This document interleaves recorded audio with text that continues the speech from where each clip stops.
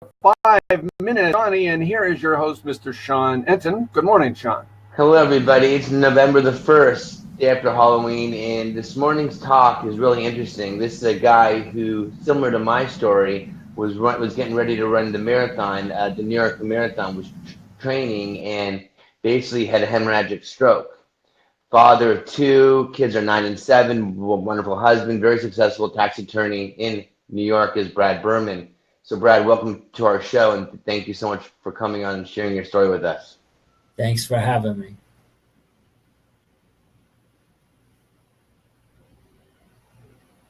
Hey, Brad, how are you, buddy? I'm good. Thanks for having me today. Of course, of course. So maybe you can take us back 3 years ago. What happened? Because our stories are so similar, and by luck of chance or God or universe, we're now talking, and now we're live to share our stories, with others. So what happened to you? I was training for my 4th marathon at the time, and then I have no recollection of it, but I've been told that I had a brain hemorrhage and luckily called my wife to tell her that something was wrong, and that began a long saga. So explain the saga. You said you passed out. They rushed you to the hospital. They took me to the hospital. They diagnosed that I had something called an AVM on the right side of my brain, an arterial malformation, and that had bled. So what they did was they removed the right side of my skull to permit my brain room to swell and put me in an induced coma for a month. So 30 days of coma, a craniectomy. Okay, you wake up. Tell me about your paralysis, your whole recovery. What did you do? How'd you get back? I mean, obviously you fought for your wife and 2 beautiful children. Tell us a little bit about your recovery. Yeah, I woke up in the hospital, which was shocking to me because I had never been hospitalized. I felt my skull in my belly because that's where they were storing it. Yeah. And I was completely paralyzed on my left side. And started a very intensive physical therapy regime, which involved my wife. Fortunately, talked to some of the experts who recommended we get involved with a type of physical therapy called robotics, and we got very much involved with that, and it helped me and others to recover. Wow, and then you raised money for them, right? You started a non-profit, or you raised money to build it out at the hospital, which is amazing. My wife funded about, in a year, $850,000 to fund robots where I was doing my rehab. Well, repeat that again. How much money you guys raised? $850,000. That's amazing. And then that funded the robotics, and then you were using that with your arm and your leg as well? Yeah. What's the hospital called that you guys funded? And where is it? Burke Rehabilitation Hospital in White Plains, New York. Wow, so that's amazing. So through your injury, through your stroke, your wife and your kids got together and you raised money for not just yourself but for others. Yeah. That is just an amazing. If you had to give some words of advice to people now who are going through a traumatic injury, a brain injury, doesn't matter what it is, what do you tell them? I would tell them that recovery happens for longer than you initially think it will.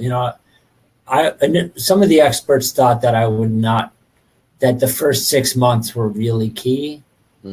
But, I think the brain is not very well understood by the medical community.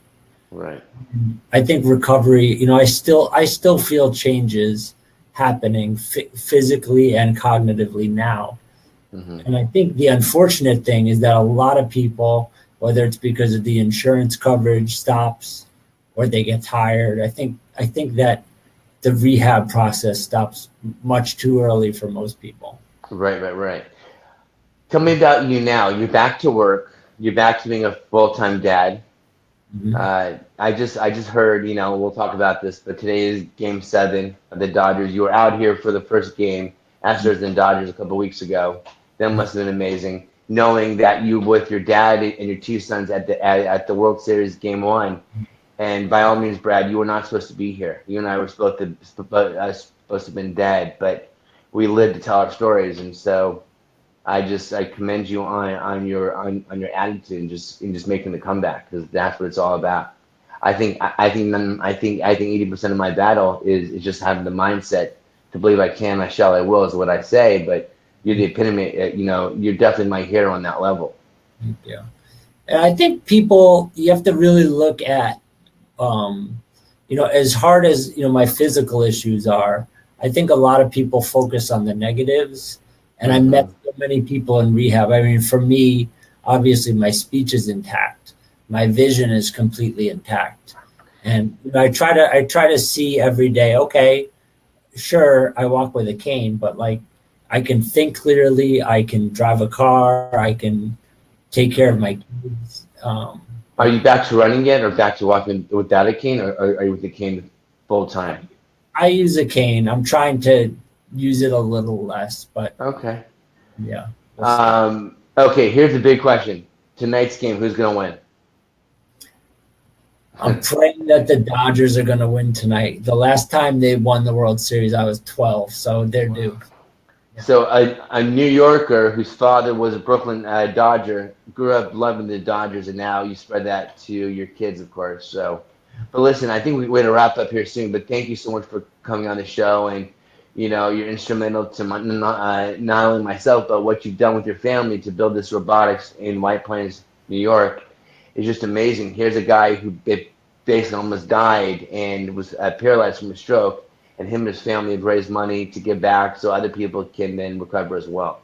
Yeah. So Brad, thank you so much, and enjoy the game tonight. And this is 5 Minutes with Seany, and you can check us out at seany.com, and you'll see Brad a little bit more too, hopefully during this next year as well. And Brad, thanks a lot for everything.